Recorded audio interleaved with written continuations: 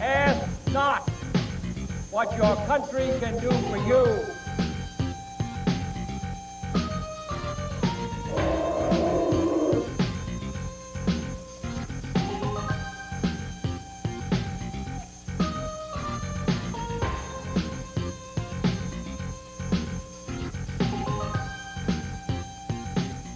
Many people believe that the internet will have the same impact on society as the invention of the printing press did. It will change our world dramatically by making vast amounts of information available to everyone worldwide, if you know how to use it. I think 5 years from now we'll see a lot of really interesting applications like collaborative learning with students around the world. I think you'll see things like electronic commerce in full swing where you can order product. I mean, the QVN of the internet if you want. It'd be a great place to be, as well as probably even this idea that at home, arcade games happening through the internet, where instead of just playing with your brother or sister, you can play with pen pals that are now game pals in different parts of the world. And hopefully it'll be more than just game pals, that it'll get into interactive discussions and dialogues and make some new and interesting acquaintances. Kind of broadens your community.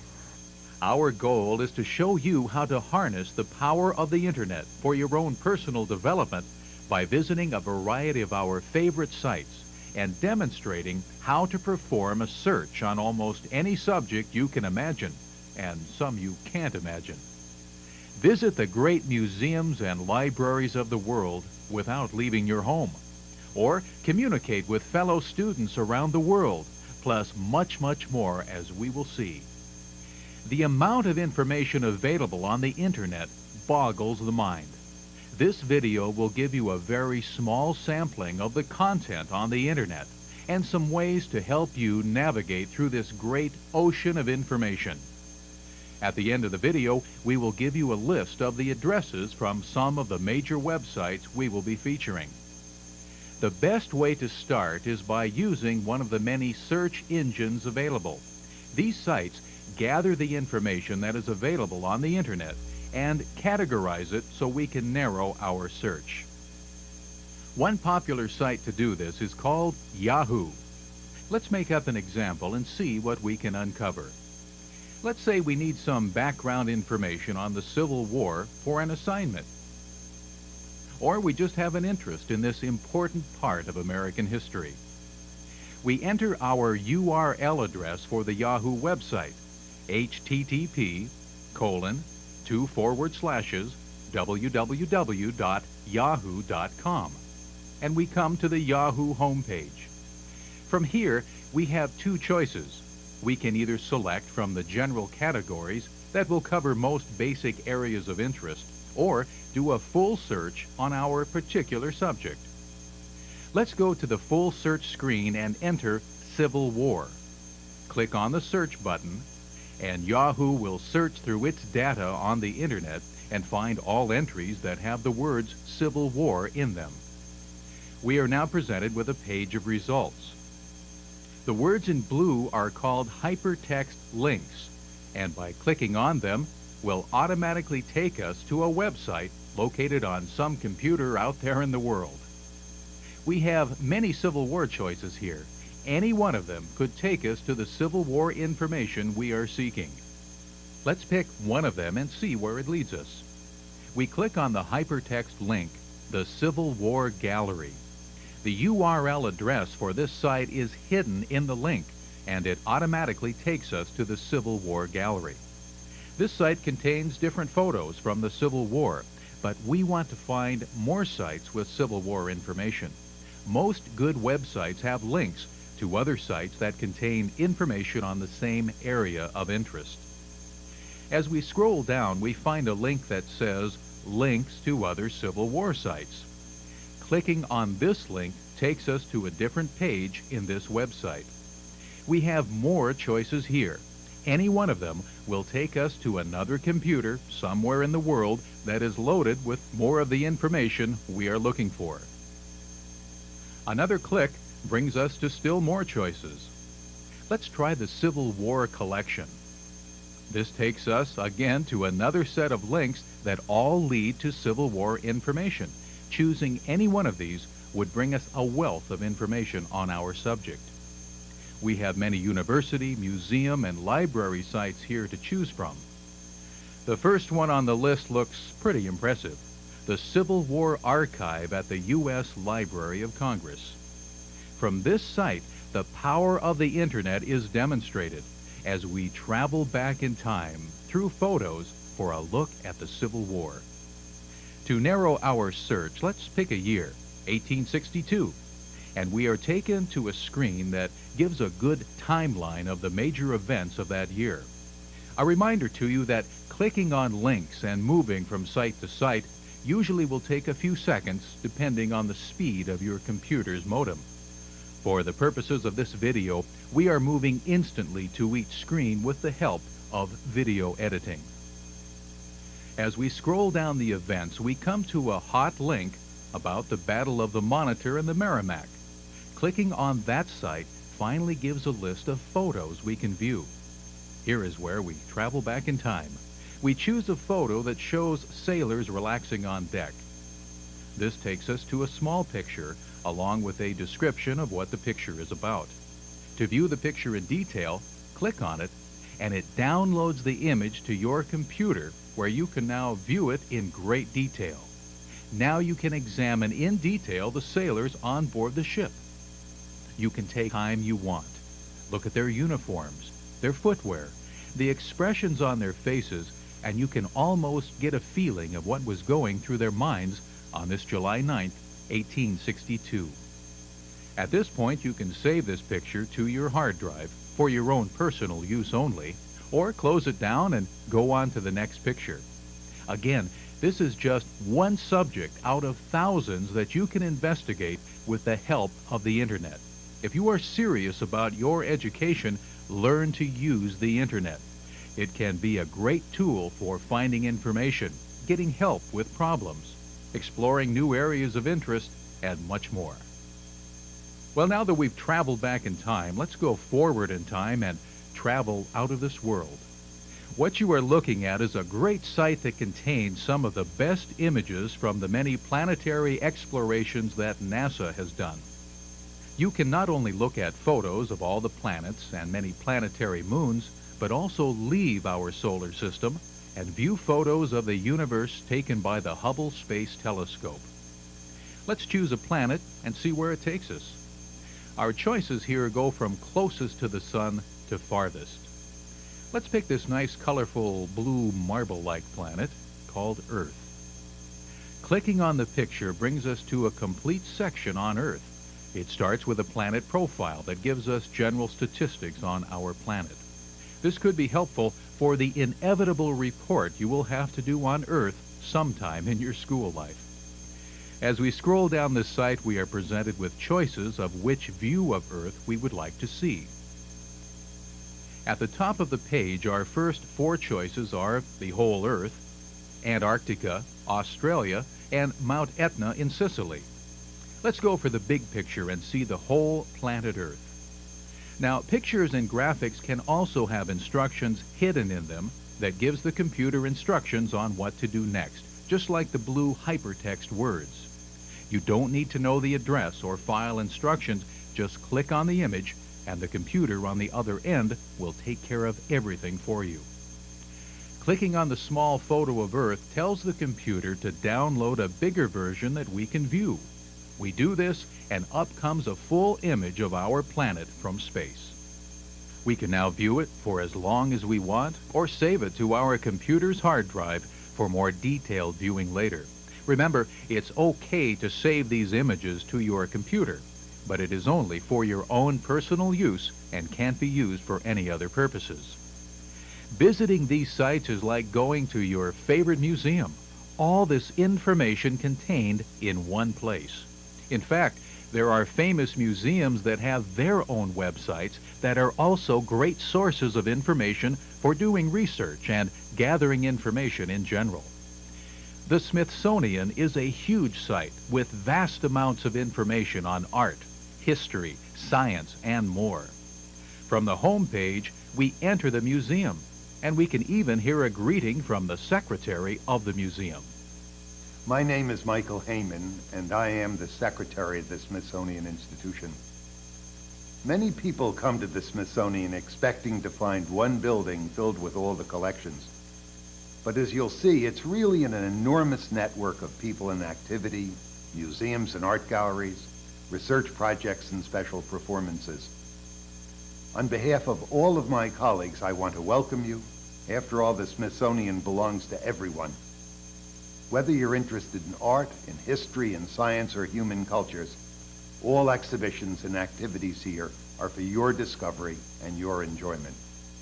The best place to start is at the General Overview page. From here, we can scroll down a list of museum sites within the Smithsonian. From here, we could activate links to the National Air and Space Museum, the Albert Einstein Planetarium, the National Museum of American Art, and so much more. Let's choose one of these. The Museum of American Art, where we can view paintings or art objects from many of the great American artists. So far, we've shown you how to do a little time traveling by using a basic internet search tool and explore one of the world's great museums. This will get you started, but the best thing to do is follow the hypertext links, explore the internet, and discover your own favorite sites. It's kind of like going to a new city. The streets aren't familiar at first, but after traveling around for a while, you'll discover your favorite places in the city that have the activities and interests you're looking for. The internet has not forgotten about the children of the world. There are sites galore for kids of all ages, whether they're in grade school, high school, or getting ready to enter college. One of the many sites for kids, and a great place to start, is the Kids Web. This site is packed with information of all kinds for kids. To start, choose from one of the main categories, the arts, sciences, social studies, or miscellaneous. Again, let's make up an instance where we need some help with an assignment. Let's say our teacher wants us to do a report on the country of Cambodia. To start, we need some basic facts on the country. Under miscellaneous, let's click on the link called Reference Material, which brings all the major reference guides to our fingertips. We need some facts. Well, let's go to the World Fact Book. This brings us to, of all places, the CIA's website. Now don't worry, it's okay that we are here. They keep their top secret files someplace else. We click on Publications, then World Fact Book. Now pick your country by entering the first letter of the country, or scroll down until you come to it. We scroll down to our subject, Cambodia, and here we find a large amount of information, from geography to government, from population to economics, everything you would need to start a report on that country. The next step of our journey takes us to a great site for kids to talk to kids all over the world. It's called Web 66 from the University of Minnesota. This site has links to schools all over the world that have started their own websites. From here you can look at what is going on at schools worldwide, and through email start some lines of communication between yourself and a school on the other side of the planet. We feel this is the power of the internet at its best, a chance for children to discover that they have more in common with other children of the world than they may think. Let's try it out. To start, bring up a map of North America, Australia, or Europe. From the map, click on a state, province, or country, and you are presented with a list of school websites for that area. These lists are growing at an astounding rate. We just clicked on Kansas, and up comes the state's school websites. We pick El Dorado High, and we have more links to news and features from their school. You can see other schools' fundraising ideas, articles from students, and other areas of interest. To start up a dialogue, click on the link that brings up an email box. Enter your message with a return email address, send it, and see how long it takes to get a reply. Let's do one more. Click on Australia, then Queensland, and from this list, how about the Anglican Church Grammar School? Again, if you want to start some communication with them, click on the email launch, send your message, and keep checking your email for a reply. This Web 66 site can give you great ideas on how to start a website for your own school. Many more are being added all the time. Maybe you'll be the one in your school to add your school to the World Wide Web. For kids moving into the teen category, there are sites just for you too on the internet. One site we have found is called Mid-Link Magazine, and it's aimed at young people ages 10 to 15. This site is an educational project from the University of Central Florida. As we move down the site, we find many links to different pages in their site, like a table of contents in a book. In fact, this is a good example of an online electronic magazine. Exploring all these links can keep you busy for quite a while. As you can see, there is the People of Character theme, news of an international book fair, and also a fun link called Design an Alien for fun or a science project. Speaking of science projects, it's pretty difficult going all the way through school without having to do a science project. If this is the case for you, there are ideas on the internet if you look for them. For instance, Washington State University has an area of their website called the Virtual Science and Math Fair. It has information on science and math fairs for students and teachers alike. One of the links is called Ideas and Sample Entries. You might be able to use these as a starting place to come up with your own original ideas. We go next to 3 sample entries. This one sounds intriguing, soggy cereal. We click here and we come to a project done by 3 8th graders at the Lincoln Middle School in Pullman, Washington.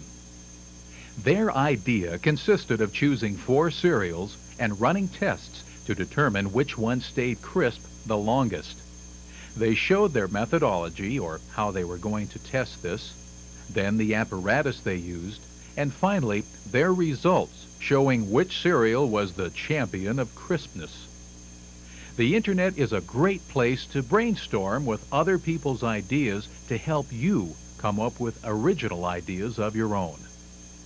The internet has been around since the 1960s, and some of the biggest contributors to its development have been educational institutions. Colleges and universities from all over the world continue to be the biggest users of the internet. So it's not surprising that we can find thousands of websites representing schools worldwide. This fact can be great help if young adults or parents are looking for the right college to attend. Let's look at some ways of doing this. It's back to Yahoo to start our search. Under Education is the subcategory Universities. Clicking on this hypertext link tells the Yahoo computer to present us with a list of sites to visit to explore universities. As we scroll down, this can look pretty intimidating. Look at all those countries. Choosing any one would bring us a list of universities for that country. Let's try and narrow it down a bit. At the bottom, here is an index called University World Wide Web Servers that will get us closer to the information we are seeking. Here are universities listed alphabetically all over the country. Let's pick one at random and see where it leads us. How about the University of Washington? This takes us to the home page for this school. A unique feature of this home page is this picture you're looking at.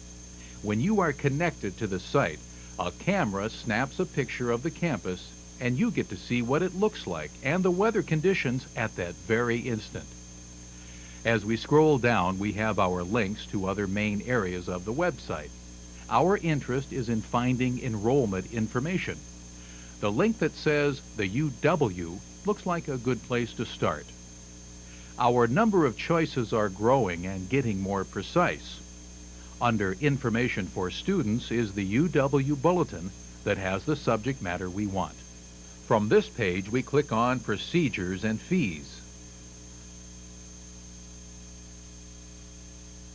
Then, Quarterly Tuition Rates, and there are the resident and non-resident rates for autumn of 1994.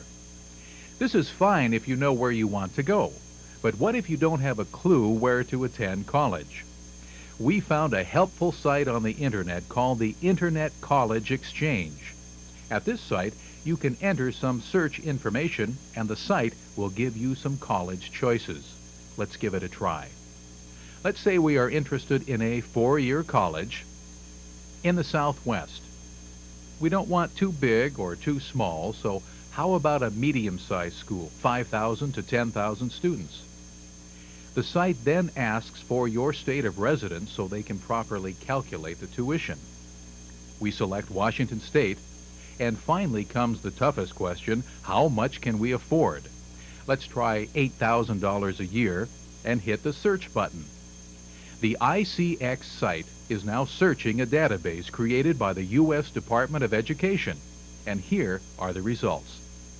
These schools meet the requirements we entered. We select one at random, and up comes more information on the school and how to reach them for more information. Now, after much searching, you have found the college you want to attend. Now, what course of study will you follow? There is some help on the internet. Some college websites maintain a file of past exams. A person could open up these exams, take the test, and see if the subject is really going to be of interest to them. Unlike a real test, you can also download the answers to grade yourself with after you're done. Let's take a look at a psychology midterm exam. This is a great way to investigate different areas of college study and see which ones might suit you best. If the study of astronomy is of interest to you, here is a site to investigate. Increasingly, many college professors are making use of space in a university's website to display information about the subject they teach. If you are a student in this professor's class, you can email the prof with questions. Make sure you have the details to this week's homework assignment, or you can even look at the lecture notes of class for a particular day to help you study for a test. We click on the day in question, and it takes us to that day's lecture. Even if you aren't a student, you can still come to this site and find information if you have an interest in astronomy. As you can see, there are links to other areas, such as exploring Mars or learning about craters around the solar system. It's clear, the better you know how to use the internet as an educational tool, the better off you are going to be in the world of higher education. We've attempted to show you how to find areas of interest on the internet by using a search engine such as Yahoo. There are other ways to search for information, and we are going to look at one of them. A Gopher site is a one-stop source for finding information on the internet. Through our internet software, we will enter a Gopher site. Like Yahoo, this Gopher site is divided up into general categories that sit next to folder icons. Opening up any of these folders will present us with more specific choices. We just keep moving down level after level until we get to the specific information we want. As we click on the Arts and Leisure folder, 8 more open up with more specific areas. We could examine an electronic art gallery, look at professional sports schedules, or download computer sound files from the Archive of Sounds. Let's look at the Smithsonian Photographs and Viewing Software folder. From here, we can download software that would enable our computer to view photos and other graphics. Most images we download from the computer are in a file format called JPEG. So from here, we can get a JPEG viewer for our computer. As we click on the JPEG folder, the files become visible on the right side of the screen. We can then click on one of these file icons and the image will download to our computer where we can view it and save it to our hard drive if we wish. Let's look at another one. By clicking on the Weather Everywhere folder, we now have 5 more choices. Let's choose the satellite images next. Click on one of our choices on the right side, and after a minute or so, we will be able to view this very recent satellite image of North America. Earlier, we found some good reference sites on the Kids Web. As you will see, there is also an abundance of reference material available on this gopher. We begin by clicking on the Reference Desk folder. This presents us with 12 more folders. Our choices here include finding telephone area codes and postal zip codes, searching for electronic magazines, or many searchable dictionaries and thesauruses. But if you really want to see the power of the Internet for doing research and finding information, just click on the folder Libraries of the Internet. Now hold on to your hats and click the icon that says Other Libraries around the U.S. Up comes over 100 libraries that you could click on and get even more information of all kinds. There are city libraries, state libraries, university libraries, and other library gophers. The amount of information available from this point on is tremendous. Never again will you be able to use the excuse of, "Gee, I just couldn't make it to the library last night." This is just a very general introduction to gophers. Spend some time here, learn how to use it, stay focused on your subject, and you literally can have a world of information at your fingertips. While you've watched this video, we've done a search for Civil War information, looked at good sites for children, visited the Smithsonian Museum and the CIA, found out what kids in other countries did in school, visited some college campuses, and got some ideas on setting up a science project. Not bad for 30 minutes, is it? We think you will agree after watching this video that the Internet will change the way we learn forever.